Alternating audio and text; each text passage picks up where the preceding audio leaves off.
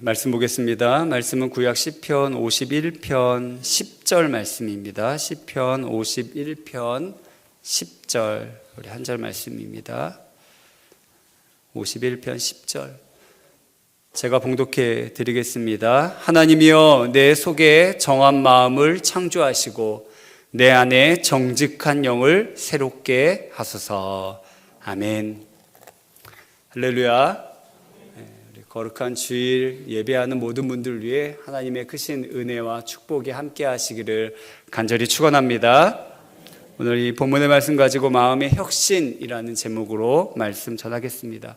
1904년도 영국 웨일즈에 큰 영적 부흥이 일어났어요. 웨일즈 부흥이라고 하는데 이 부흥의 중심에는 이반 로버츠라고 하는 26살, 당시 26살의 청년으로부터 이 부흥이 시작되었습니다. 이반 로버츠는 광부의 아들로 태어나서 어렸을 때부터 본인도 탄광에서 일을 했어요. 광부로 일을 했습니다.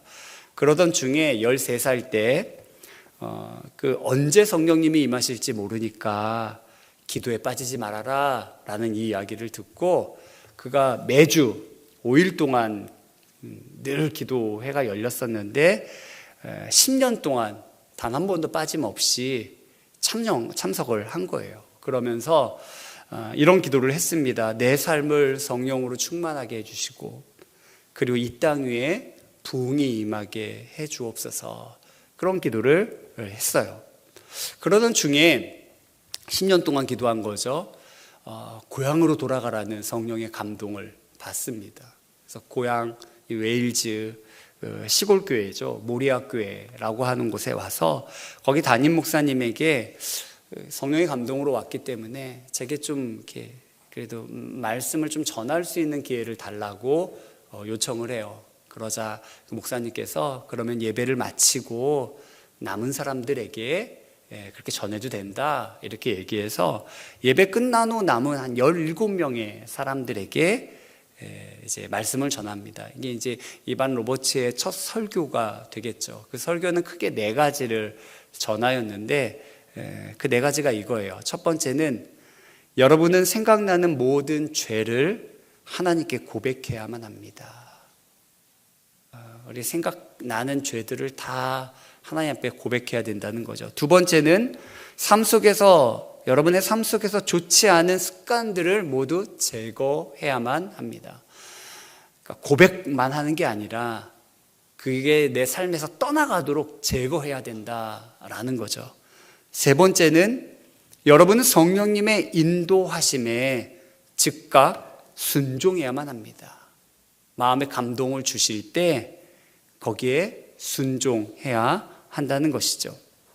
네 번째는 여러분들은 그리스도를 증거하기 위해 사람들 앞으로 나아가야만 합니다. 이렇게 전했어요. 나만 알고 있는 게 아니라 밖으로 나가 전해야 된다는 거죠. 놀랍게도 그날 그곳에 성령의 강력한 불이 임했습니다. 거기 모였던 17명 모두 다 회개하면서 성령의 충만한 은혜를 받았어요. 이게 얼마나 강력했던지 그 소문이 이제 삽시간에 퍼지면서 수많은 사람들이 웨일즈로 몰려들게 됐거든요. 오면 사람들이 다 그 성령의 불에 의해서 다 회개하고 변화되는 것입니다. 그래서 수만 명이 주님께 돌아와 통해 자복하며 변화되는 놀라운 부흥이 이 웨일즈에서 시작된 거예요. 이 부흥이 얼마나 강력했던지 알코올 중독자들, 술주정뱅이들이죠. 그 사람들이 절반이나 줄어들었어요. 뿐만 아니라 도시가 다 변하는 바람에 이 범죄자들이 사라져갖고 법정에서 재판할 일이 거의 없게 될 정도로 그런 역사 기록이 남을 정도로 도시 전체가 변화가 된 것이죠. 영국에서만 무려 200만 명이 주님 앞으로 회개하며 돌아왔다고 하고요. 이 부흥은 그냥 단순히 영국에만, 이 웨일즈, 이제 영국에만 머문 것이 아니라 전 유럽으로 확산되어 갔거든요. 전 유럽에서 다 이 부흥의 소식을 듣고 찾아오기도 했죠. 심지어 그뿐 아니라 미국, 캐나다, 인도, 저 중국에까지 이 부흥의 소식이 전해졌습니다. 우리나라에도 전해져 왔어요. 당신, 우리나라는 조선이죠, 조선. 우리나라에도 전해져 왔는데, 하워드 존스턴이라고 하는 박사님이 웨일즈 부흥 소식을 듣고는 직접 웨일즈에 찾아간 거예요. 그 부흥의 현장을 목격하면서 또 그 부흥의 중심에 있었던 이반 로버츠, 아까 그 청년이었다고 하는 이반 로버츠를 직접 만나거든요. 어떻게 부흥이 일어났는지 또 듣고요. 그리고 나서는 이 하워드 존스턴이라고 하는 이분이 중국을 거쳐서 이제 우리나라에 들어옵니다. 우리나라에 들어와서 그때가 이제 1906년이거든요. 들어와서 서울에서 당시 이제 한국에서 사역하던 선교사님들 모임에 그 웨일즈 부흥의 소식을 전해요. 이 소식이 또 우리나라에서도 퍼져나가게 됩니다. 근데 당시 이때 이제 1907년 그 장대원교회 부흥의 중심이라고 할 수 있는 이 길선주 장로님이 평양신학교를 다니고 있었거든요. 이 신학교에도 그 소문이 들려져 온 거예요. 그러면서 나도 이렇게 은혜 받아서 부흥의 도구가 되기를 간절히 원하게 되었다는 거죠. 그리고 이제 그 다음에 열린 1907년 그 평양 장대원교회에서 열린 그 사경회 때 이 길선주 장로님이 회개하면서 자신의 죄를, 그때 한 1,500명이 모였었거든요. 그 모인 집회에서 자신의 죄를 자복합니다. 자기 친구가 유언으로 맡긴 돈 200원 중 자기가 100원을 자기가 몰래 감추었다고 그것을 회개하면서, 그러면서 이제 그곳에 있던 사람들도 그 성령의 은혜 가운데 죄를 고백하고 통회하고 자복하면서 이 평양 장대원교회 놀라운 성령의 역사가 일어났고요. 평양 시내 전체가 부흥의 도가니가 되었죠. 그래서 이 평양을 제2의 예루살렘이라, 동방의 예루살렘이라 일컬을 정도로 놀라운 부흥이 시작되었습니다. 여러분, 진정한 부흥은요, 마음에서부터 시작되는 거예요. 여러분들의 마음이 바뀌어야 됩니다. 마음이 회개해야 되고 마음이 새로워져야 합니다. 통회하고 자복하며 마음을 찢는 회개가 일어나면서 하나님이 주시는 놀라운 부흥이 임하는 것입니다. 오늘 본문 10절 말씀 우리 같이 한번 다시 읽어볼까요? 10절 우리 함께 읽겠습니다. 하나님이여 내 속에 정한 마음을 창조하시고 내 안에 정직한 영을 새롭게 하소서. 이 시편 51편이잖아요. 이 시편 51편은 이 다윗의 시편이고 참회의 시편입니다. 밧세바 사건 이후에 다윗이 회개하면서 기록했다고 여겨지는 그런 시편이에요. 다윗은 자신의 죄악을 깊이 통회하면서 하나님께 부르짖고 있죠. 하나님이여 내 속에 정한 마음, 깨끗한 마음 하나님 친히 다시 만들어 달라고, 창조해 달라고, 그리고 내 안에 정직한 영을 새롭게 해달라고 그렇게 부르짖어 기도하고 있습니다. 남들에게 보여지지 않았고, 그리고 자신조차도 제대로 인식하지 못했던 자신의 깊은 내면에 이 다윗이 마주하게 되면서 하나님의 도움과 은혜를 구하면서 부르짖었던 것입니다. 하나님, 날 살펴주십시오. 내 안에 정직한 영을 새롭게 해주십시오. 그동안 저의 내면은 다윗이 아마 살아온 날 동안 형성되어져 왔을 것 아닙니까? 우리의 삶의 길은 내가 지나온 대로 형성되어져 가는 거고, 어떤 의미로 개발되어져 가는 것입니다. 선한 사람들로 선한 대로 개발되어져 가는 거고요, 악한 사람들도 악한 일에 개발되어져 가는 것입니다. 다윗이 지금까지 자기의 살아온 그 길로 지금 이렇게 형성되어 왔는데 자신은 그로 인해 지배당할 수밖에 없다는 거죠. 자기 마음은 그럴 수밖에 없다는 거예요. 그러니 나 스스로 여기서 벗어날 수가 없으니 오직 하나님 나를 구원해 달라고, 하나님이 친히 내 안에 정한 마음을 창조해 달라고 부르짖고 있는 것입니다. 즉 마음의 혁신, 완전히 뒤바뀌는 은혜를 구하고 있는 것이죠. 정한 마음 주님 창조해 주세요. 그래서 마음을 혁신시켜 주셔서 내 영 또한 정직한 영, 견고한 영, 흔들림 없는 그런 영혼으로 살게 해달라고 구하고 있는 것입니다. 여러분, 우리의 마음은요 굉장히 중요해요. 우리의 삶을 조정하고 우리의 삶을 관리하고, 그게 우리의 육체가 아니라 우리의 마음이에요. 우리 마음이 중요한 것입니다. 이 마음이라는 것이 사람마다 어떤 식으로든 형성되어져 온 거죠. 우리의 마음은 지나온 삶에 의해 형성되어진 것입니다. 그래서 우리의 마음은요, 특정한 성품을 가지고 있어요. 성향을 가지고 있습니다.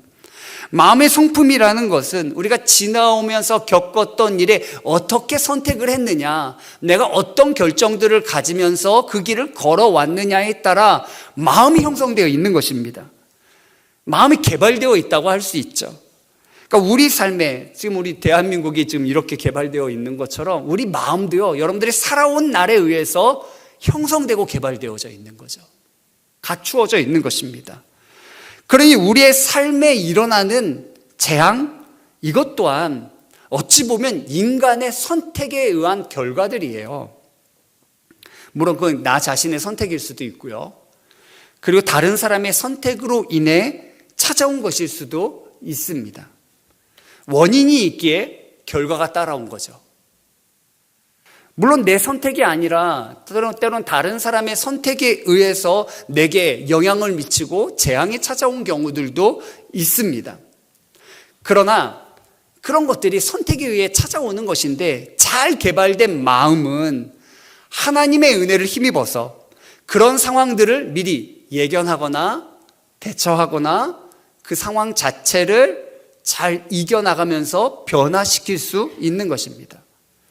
반면 하나님의 은혜로 내 마음이 개발되어 있지 못하면 재앙을 마주하게 되었을 때 우리는 어떻게 하냐면, 왜 이런 일이 나에게 일어나지?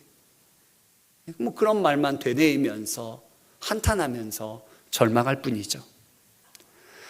마음은 이토록 삶을 대하는 우리의 자세를 형성하는데 결정적인 곳입니다. 마음이 너무나 중요해요. 근데 지금까지 그 마음을 주로 형성해 온 것이 무엇인지를 자세히 살펴봐야 합니다. 아마도 우리의 마음은 무엇에 의해 형성되어 왔을까요? 지금까지 주로 하나님을 떠난 이 세상에서 우리는 교육받고 자라왔습니다. 세상이 그렇게 교육했고요, 우리는 그것을 당연시 여기면서 배워왔어요. 그래서 세상의 가치관, 그 상식이 사실 우리에게는 굉장히 익숙하고 더 편한 것입니다.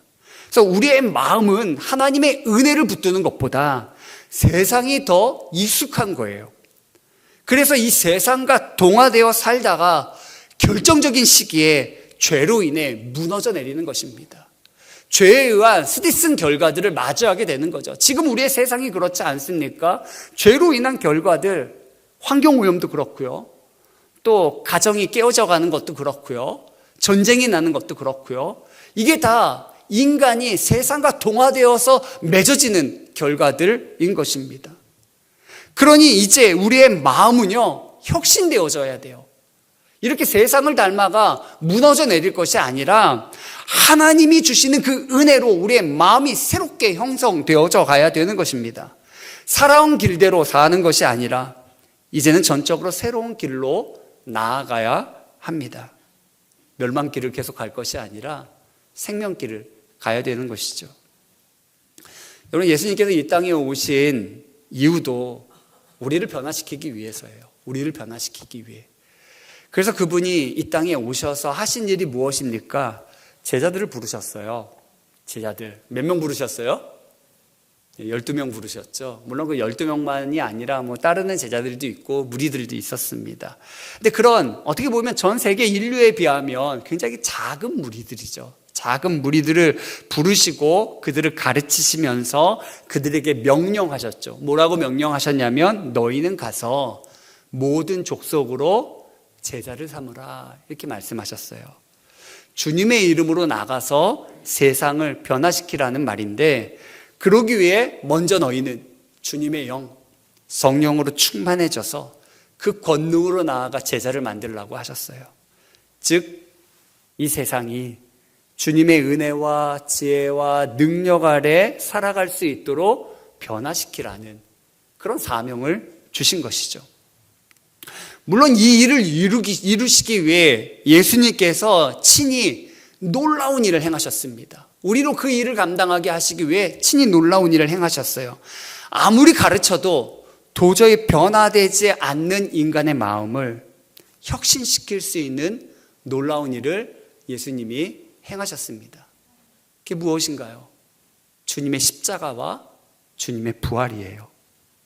친히 우리 대신 찢기고 상하며 십자가에 죽기까지 하시면서 우리를 사랑하신 하나님의 사랑이 얼마나 크고 놀라운지를 우리에게 나타내 보여주신 거죠. 그뿐 아니라 우리는 죄로 인해 무너질 수밖에 없는, 망가질 수밖에 없는 우리인데 주님이 친히 이 막강한 죄의 권세를 다 깨뜨리시고 부활하심으로, 다시 사심으로 죄에 무기력하게 정복당했던 우리 마음에 새로운 혁신, 새 변화를 주신 것입니다. 그래서 마음 깊숙이 하나님의 사랑과 생명이 파고들면서 우리 마음 자체가 완전히 새롭게 혁신되도록 주님이 놀라운 일을 행하신 거예요. 그것을 스가랴 선지자가 예언하고 있죠. 같이 한번 좀 읽어볼까요? 스가랴 12장 10절 말씀입니다. 스가랴 12장 10절 우리 함께 읽겠습니다.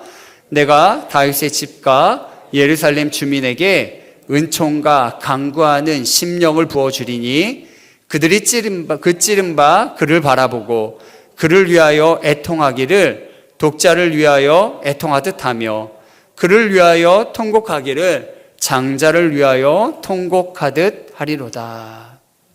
하나님께서 장차 은총과 강구하는 심령, 즉 마음을 새롭게 부어주시겠다고 약속하고 계시는데요. 근데 그 은혜가 어떻게 임하냐면 너희가 찌른 바 그분을 바라보고 너희가 찌른 바 그분을 바라보고 애통하게 된다는 거예요. 너희가 찌른 바, 즉 예수 그리스도의 십자가 사랑을 너희가 보고 깨달으면서 회개하면서 그 은혜로 우리의 심령의 변화가 일어난다는 것이죠. 그때 마치 너희는 독자를 잃은 것 같이 또한 장자를 잃어버린 것 같이 그렇게 애통하며 마음이 애통하며 통곡하며 회개하게 된다는 거예요. 심령 깊이 진정한 회개가 일어나게 된다는 것이죠. 내 죄로 인해 날 위해 찔리고 깊이 찔리시고 상하신 예수님을 마주하게 되면서 내 안에 있던 깊은 죄악들을 회개하고 그분의 사랑으로 내 심령이 내 속 안에서부터 깊이 변화되면서 혁신이 이루어지게 되는 것입니다. 여러분, 성경의 역사는요, 좀처럼 변화되지 않는 인간의 마음을 변화시키기 위해 하나님이 끝없이 사랑해 주시고 은혜로 붙드시는 역사입니다. 여러분, 은혜 한번 받았다고 휙 바뀌나요? 잘 안 바뀌잖아요. 때로는 감동받지만 여전히 그대로인 경우들이 많잖아요. 그렇죠? 우리 아이들은 좀 그래도 잘 받아들일지 모르겠는데 요즘 5살만 돼도 잘 안 받아들이나요? 근데 어른들은 말할 것도 없죠. 살아온 경험들, 생각들 이게 다 확고하게 굳어져 있지 않습니까? 그래서 좀처럼 바뀌지 않아요. 여러분들이 가지고 있는 게 깨지지 않아요. 근데 하나님은 이 변하지 않는 세상과 닮아져 있고 죄로 멸망당할 수밖에 없는 우리의 마음을 하나님 변케 하시려고 끝없이 사랑하시고 은혜로 붙들어 주시는 것입니다. 예레미야 17장 9절에 보면 만물보다 거짓되고 심히 부패한 것이 마음이라고 얘기했어요. 세상 그 어떤 것보다 거짓되고 심각하게 부패해 있는 것이 마음이라는 것이죠. 그래서 좀처럼 이 마음을 변화시키기가 너무나 어려운 것입니다. 심히 부패해 있는데, 타락해 있는데, 변질되어 있는데 그 마음이 얼마나 거짓된지 부패해 있는지도 모르게 그 거짓으로 감싸고 있는 거죠. 겉으로 드러나지 않는 내면에 속해 있으니까 내 속 안은 막 심히 부패해 있는데도, 썩어져 있는데도 사람 눈에는 띄지 않는 거예요. 사람의 힘으로는 알 수가 없는 겁니다. 자기 자신도 거기에 대해서 속고 있는 거죠. 우리나라 속담에 10길 물속은 알아도 1길 사람 속은 모른다 그러죠. 그 속 안에는 심히 부패해 있어도 모르는 거예요. 부패해 있는데도 모르고 괜찮은 줄 알고 속고 지내는 것입니다. 그러나 하나님의 눈은 결코 피할 수가 없습니다. 그래서 그 다음 절인 예레미야 17장 10절에 보면 이렇게 말씀해요. 나 여호와는 심장과 폐부를 시험하고, 다 우리 몸 안에 있는 것 아닙니까? 각각 그의 행위와 그의 행실대로 보응하나니. 심장과 폐부, 보이지 않는 사람의 속에 있는 마음, 그 마음을 하나님께서 시험하신다, 테스트하신다. 그래서 그 마음 중심으로부터 시작된 그의 행위와 행실에 상응하는 심판을 내리신다는 것이죠. 성경은 이토록 우리 마음에 대한 이야기를 계속합니다. 마음에 대한 이야기를 계속해요. 마음이 바뀌지 않으면 우리의 인생길이 바뀌지 않아요. 마음이 변해야 내 삶의 선택이 바뀌어요.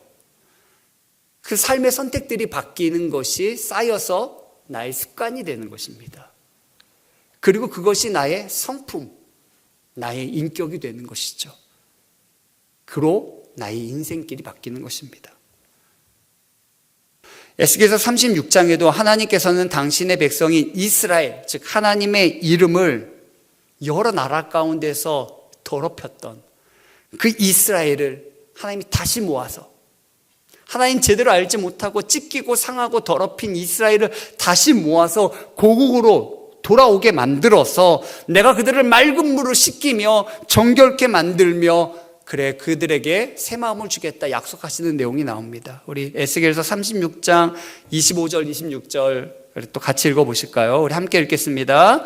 맑은 물을 너희에게 뿌려서 너희로 정결하게 하되 곧 너희 모든 더러운 것에서와 모든 우상 숭배에서 너희를 정결하게 할 것이며 또 새 영을 너희 속에 두고 새 마음을 너희에게 주되 너희 육신에서 굳은 마음을 제거하고 부드러운 마음을 줄 것이며. 여러분, 우상 숭배라고 하니까 우리하고 좀 상관없는 것처럼 여겨집니까? 우리가 부적 붙이는 것도 아니고 다른 종교 이렇게 믿는 것도 아닌데 우상 숭배는 나랑 상관없다고 생각하기가 쉬워요. 하지만 세상을 섬기는 것, 세상의 가치관을 붙들고 살아가는 것, 돈 좋아하는 것, 권력에 의지하는 것, 세상이 추구하는 그것, 그 높아지는 것을 따라가는 것, 이게 다 우상 숭배입니다. 하나님 없이 살아가는 것, 하나님 없이 세상이 제시하는 것을 붙들고 사는 것, 이게 다 우상 숭배인 것이죠. 하나님이 그런 우상 숭배하는 마음을 제거하겠다고 얘기하시는데 새 마음을 주고 부드러운 마음을 주어서 그렇게 하시겠다고 얘기하고 있어요. 부드러운 마음이라고 하는 것은 하나님의 말씀을 잘 받아들이는 마음 아닙니까? 어느덧 우리는 우리 길 가느라고 정신없어서 죄악으로 인해, 세상으로 인해 마음이 굳어지고 딱딱해져 있는 것 아닙니까? 그런 마음이 부드러워져야 모든 것이 변하는 것입니다. 마음이 변해야 우리의 인생길이 뒤바뀌는 것입니다. 하버드대에서 철학을 전공하고 1948년도에 노벨 문학상을 수상한 작가 T.S. 엘리엇이라고 하는 작가가 있습니다.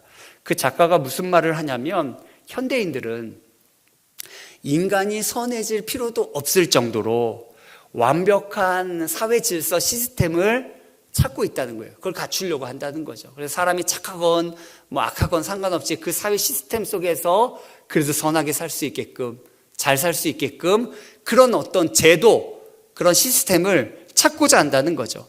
하지만 그 반면 예수님의 길은 우리가 진정 선해지기만 하면 시스템이 좀 부족하다 할지라도 웬만한 시스템으로도 다 통한다는 말을 하고 있어요. 즉 시스템이 중요한 것이 아니라 정작 그 사람 자체가 바뀌어야 된다는 거죠. 아무리 완벽한 사회 시스템, 그 질서를 가지고 있다 할지라도 그것 자체로는 안 된다는 거예요. 그것은 무력할 수밖에 없어요. 인간을 선하게 만들 수 없습니다.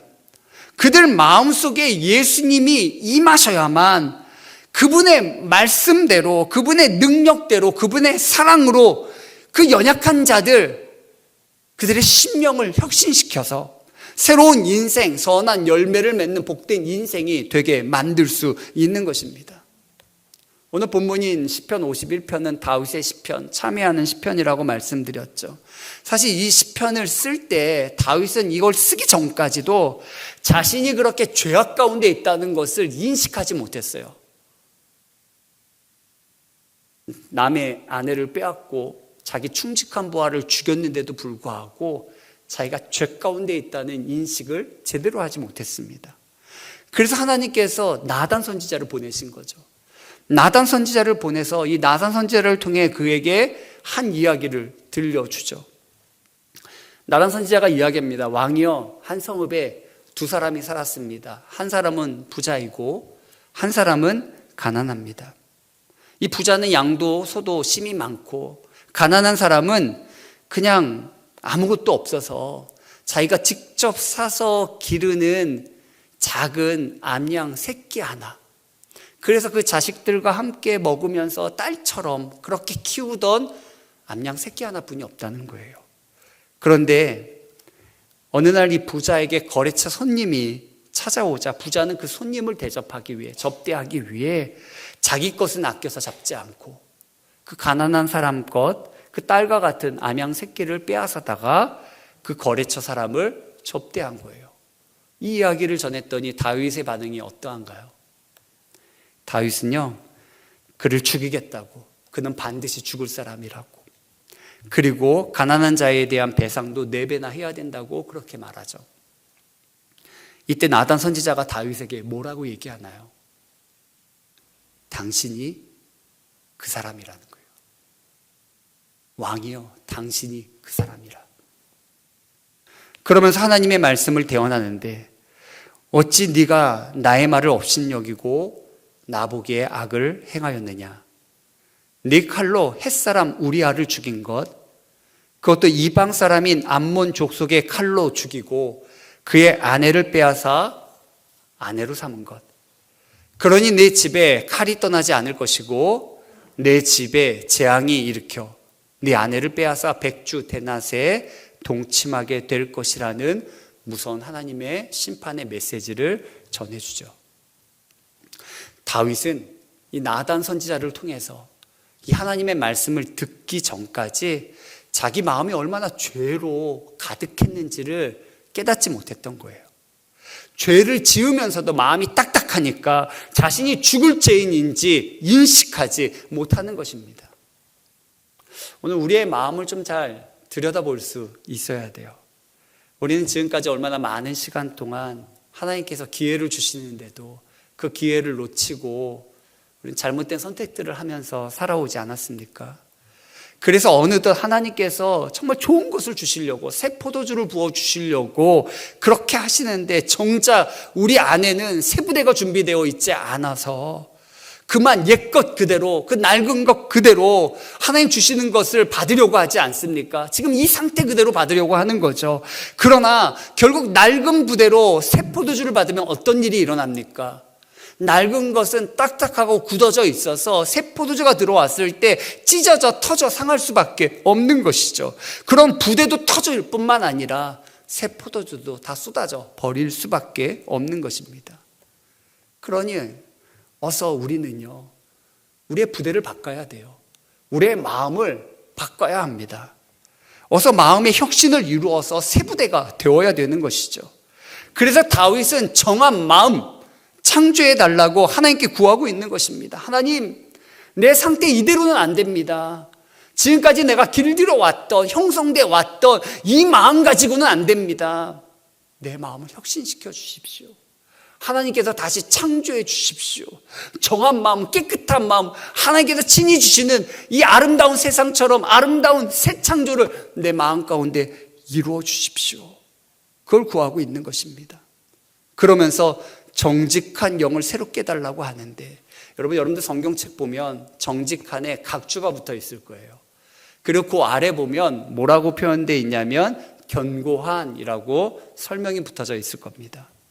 정직한이라고 하는 것은 사실 이게 히브리어 쿤이라고 하는 단어로 번역한 건데, 세우다, 일으키다라는 이 쿤이라고 하는 단어의 수동태, 즉 수동분사형이에요. 그래서 의미는 견고하다, 정직하다, 이런 의미를 가지고 있죠. 흔들림 없다라는 의미를 갖고 있습니다.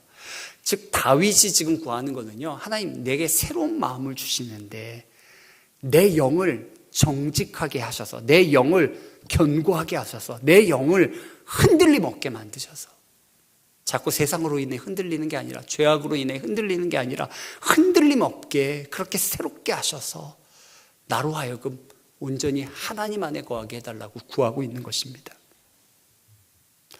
오늘 저와 여러분들이 이런 믿음 안에 살게 되기를 간절히 축원합니다.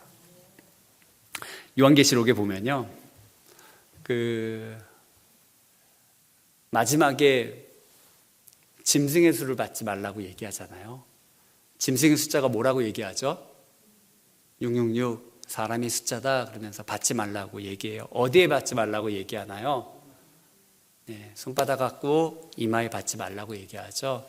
그거 없으면 거래도 못하는데 그거 받으면 안 된다는 얘기를 하는 거잖아요. 그게 뭐 세상에서 여러분들 이마에 무슨 도장을 찍겠습니까? 그건 바로 무엇이냐면 짐승, 사람, 세상이 추구하는 대로 사는 게 내 가치관이 되는 것, 그렇게 거래하고 그렇게 사는 것, 내 생각의 중심이 짐승, 즉 사람, 하나님 없이 살아가는 것이 666입니다.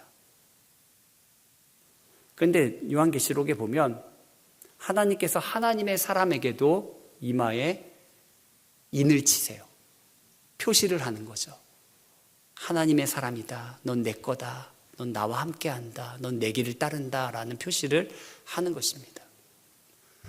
오늘 우리 교회는요, 정말 주님을 따라가는 사람들이 되기를 바랍니다. 올해 표어가 주님 마음 내게 주소서잖아요. 여러분 이 세상 닮아가지 마시고요, 정말 주님 마음 가지고 여러분들의 이마에 주님의 뜻을 새기십시오. 주의 말씀을 새기십시오. 주님의 마음을 새기십시오. 그리고 그 길을 걸어갈 수 있어야 합니다. 중간은 없어요. 여러분 중간이 있다고 생각하는데 중간이 없어요. 짐승의 수이든지 하나님의 인이든지 둘 중 하나입니다. 둘 중 하나예요. 그러면 우리는 짐승의 수가 새겨져 있지 않습니까? 교회에 나왔으니까 다 하나님의 인이 맞아져 있을까요? 아니에요. 교회에 나와 있어도 여전히 세상 가치관 따라 살아가면 짐승의 숫자가 우리 이마에 적혀져 있는 것입니다. 그래서 하나님께서 우리에게 기회를 주세요. 마음이 혁신될 기회. 그 이마에 인치기까지 기다리라 이렇게 얘기하거든요. 내 진노의 잔을 퍼붓기 전에 하나님의 종들에게 그 인치기까지 기다리라. 하나님 기회를 주시는 거죠. 지금 여러분들의 삶이, 마음이 혁신돼서 삶이 변화되도록 하나님은 기회를 주고 계세요. 여러분들의 삶이 진정 변화되게 되기를 간절히 축원합니다. 주님의 마음, 그 깊은 곳까지 날 위해 찔리셨던 주님의 마음, 그 사랑, 그 은혜를 기억하셔서 여러분들의 삶이 변화되게 되기를 간절히 축원합니다. 2026년도 여러분들의 삶에 여러 가지 선택들이 있을 거예요. 그냥 익숙한 대로 선택하지 마십시오. 올해는 그냥 익숙한 대로 선택하는 것이 아니라 하나님의 말씀에 비추어 보십시오. 성령의 감동에 비추어 보십시오. 이반 로버츠가 첫 설교회 때 얘기한 것처럼 죄가 있다면 여러분의 생각나는 모든 죄를 고백하십시오. 중요해요. 그리고 성령님께서 기뻐하지 않은 것들이 있다면 다 삶에서 제거하십시오. 그리고 감동 주시는 대로 즉각 순종하십시오. 머뭇거리지 마시고 순종하십시오. 그리고 나만 신앙생활하며 감추어져 있지 말고 세상에 나가서 사람들 앞에 그리스도를 전하십시오. 그렇게 사는 사람들이 하나님의 사람들입니다. 2026년도 주님의 사람으로 살게 되기를 간절히 축원합니다. 옆 분들하고 인사할까요? 주님의 사람으로 삽시다. 이 말을 잘 보세요. 이 말에 뭐가 기록되어져 있나? 옆 분들 하나님의 도장이 꽝 찍혀 있어야 됩니다. 넌 내 거야, 넌 내 거야, 세상과 달러라는 도장이 진짜 꽝 찍혀 있어야 돼요. 여러분들 말하는 거 행동하는 게 다 세상 닮아 있으면 어떡합니까? 여러분들 주님 닮아 있어야 되죠.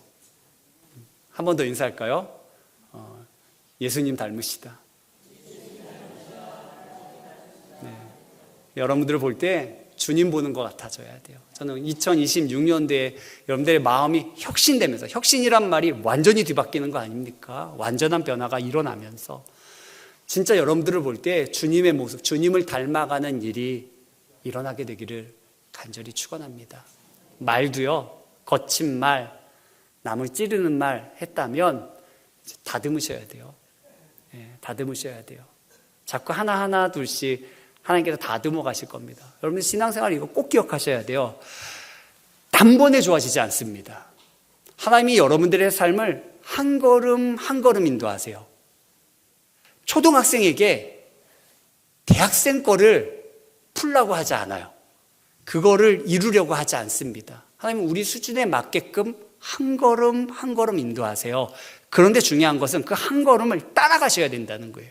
그걸 따라가지 않으면요, 다람쥐 책바퀴 돌듯이 계속 맴돌 뿐입니다. 그 자리에 맴돌 뿐이에요. 그러나 따라가면 자꾸 하나님이 이끄시는 대로 성장해 갈 수 있습니다. 단번에 이루어지지 않아요. 단번에 할 수 있는 길은 없습니다. 세상에는 로또로 맞는다 할지라도 신앙의 길은 결코 그렇지 않아요. 우리의 마음이 새로워지면 거기서부터 시작이 되는 것입니다. 거기서부터 주님을 배워가기 시작하는 거예요. 거기서부터 따라가기 시작하는 것입니다. 그랬다고, 마음 변했다고 모든 것을 다 깨달아 알고 모든 것을 다 행할 수 있는 능력이 생기고 그렇지 않습니다. 하나하나 배워가십시오. 하나하나 여러분들이 수고하십시오. 하나하나 여러분들의 마음을 형성해 가십시오. 하나하나 여러분들의 삶의 습관이 깃들게 만들고 하나하나 여러분들의 인격과 성품이 되게 만드십시오. 그래서 올 한 해가 지나갔을 때 많은 진보와 발전이 저와 여러분들에게 있게 되기를 간절히 축원합니다. 오늘 들은 말씀 기억하시면서 우리 함께 우리 같이 기도하겠습니다. 다윗은 자기의 마음과 마주하게 되었어요. 그는 신앙의 왕이었습니다. 그 누구보다도 신앙생활 잘한다는 믿음의 사람이었습니다. 그런데 어느 순간 자기 눈에도 보이지 않았던, 그러면서도 자기 삶에 길들여 있던, 그러면서 타협하고 있었던 죄악이 하나님께서 들춰내셨어요. 마음속 깊은 곳에 그의 삶을 온통 뒤덮고 있었던 그 망할 수밖에 없는 죄를 들춰내셨습니다. 다윗은 통곡하며 회개하며 하나님께 구했습니다. 하나님, 이 마음 이대로는 전 안 됩니다. 정한 마음을 주옵소서. 하나님이 깨끗한 마음을 주옵소서. 다시 새롭게 창조해 주옵소서. 그래서 흔들림 없는 내 영을 새롭게 해주셔서 하나님 안에 온전히 거하게 해달라고 부르짖었습니다. 오늘 저와 여러분들이 그렇게 기도하기를 바랍니다.